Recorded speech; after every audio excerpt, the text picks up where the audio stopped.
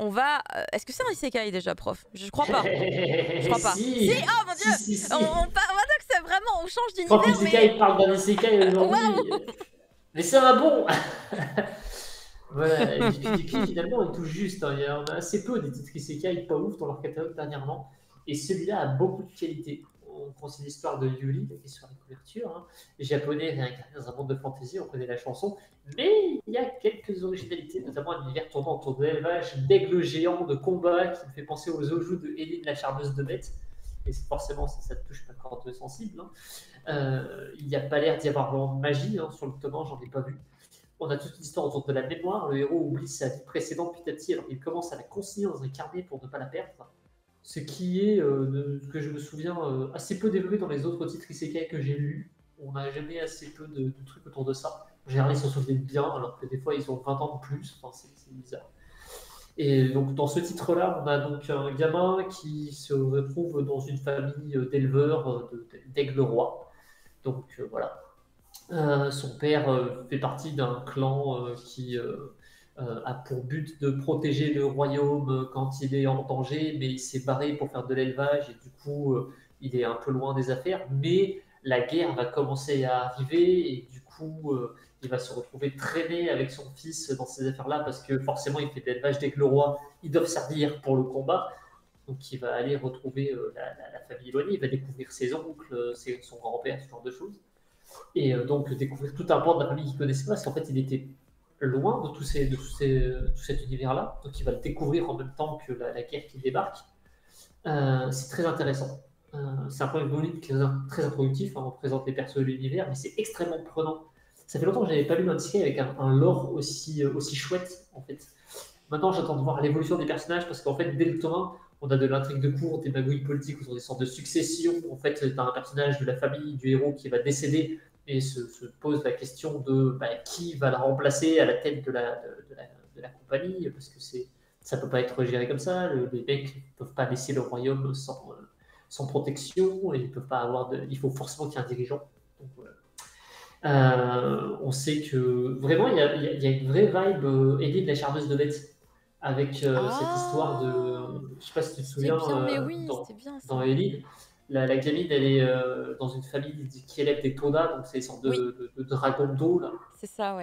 Et là, c'est un peu la même, mais avec des aigles. Donc, alors c'est marrant parce que dans Ellie, les aigles sont au-dessus des Toda, donc les Oju, les sortes ouais, d'aigle royal à tête de loup.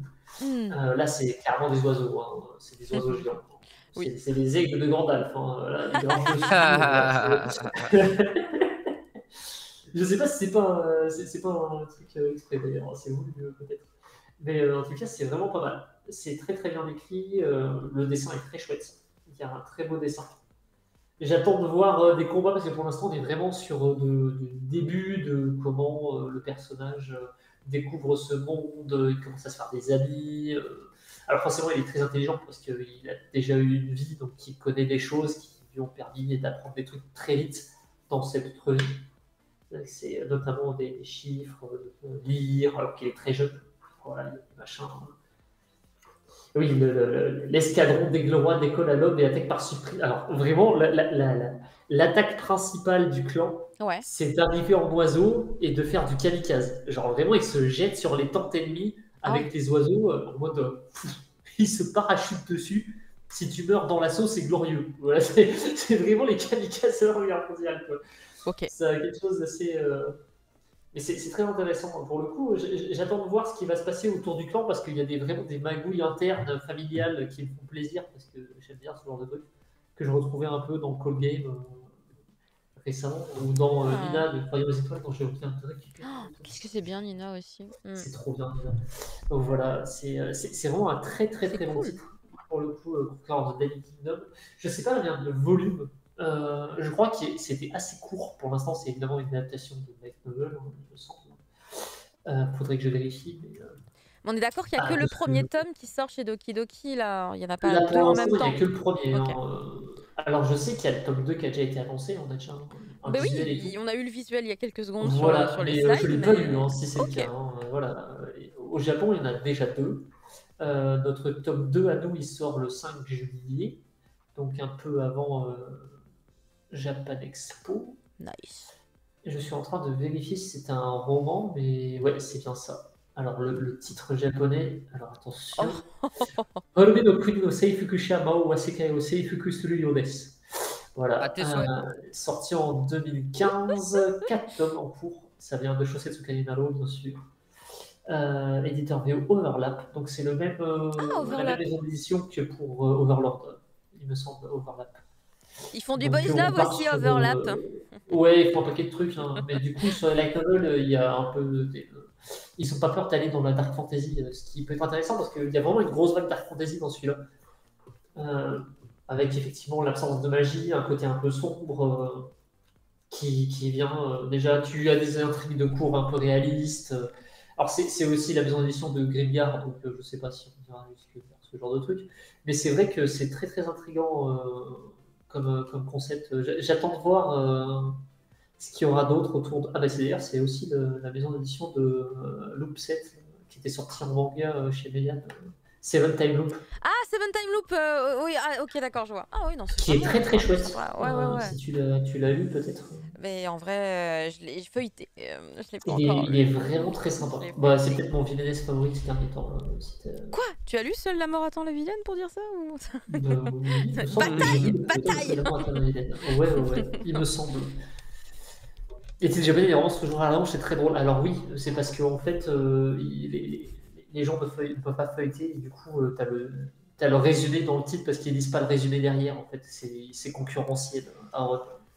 C'était donc ça la réelle raison. Dedans, Moi, je me disais juste que c'était une règle inhérente et que s'ils le faisaient pas, non, ils non, mourraient. c'est une vraie raison Percutés par un marketing, camion. en fait, Mais qui d'accord. fait qu'ils sont en concurrence les uns avec les autres, et du coup, le titre doit raconter l'histoire. Vraiment, c'est terrible, c'est comme ça.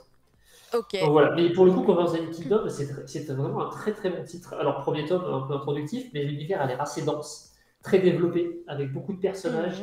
Il y a un concept qui est original en plus, bon, qui fait beaucoup penser à du Elite, et forcément, moi, j'adore Elite, pas de souci.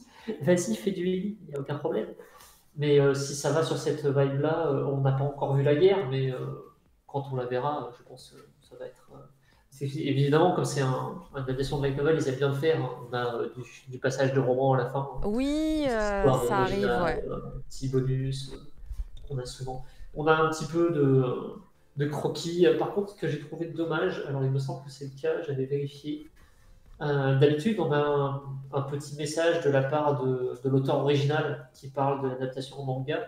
Et là, je crois qu'on a juste l'auteur du manga. Ouais, c'est bien ça. Ouais, c'est dommage parce que moi j'aime bien avoir l'avis de l'auteur sur son adaptation de son propre truc. Mais c'est pas grave. Après. À part très ça, excellent titre. Et très bien dessiné en plus. Donc, très joli, aucun problème. Ouais, très très beau. Très joli. Donc, ça fait longtemps que j'avais pas été aussi emballé sur un isekai. En vrai, ça faisait peut-être un an que j'avais plus un isekai comme ça dans les doigts. Donc, ouais, je sais pas. Quand même. Ouais. Doki Doki en plus, hein, encore une fois, parce que l'an dernier c'était pareil, je crois que c'était Doki Doki qui avait sorti la perle. Hein. Donc, ils savent me faire plaisir. Ils savent te parler.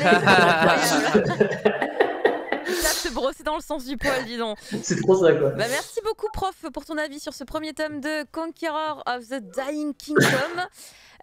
Et on va revenir un peu sur, entre guillemets, la terre ferme, puisque du coup, la review d'après, c'est pour Adibou.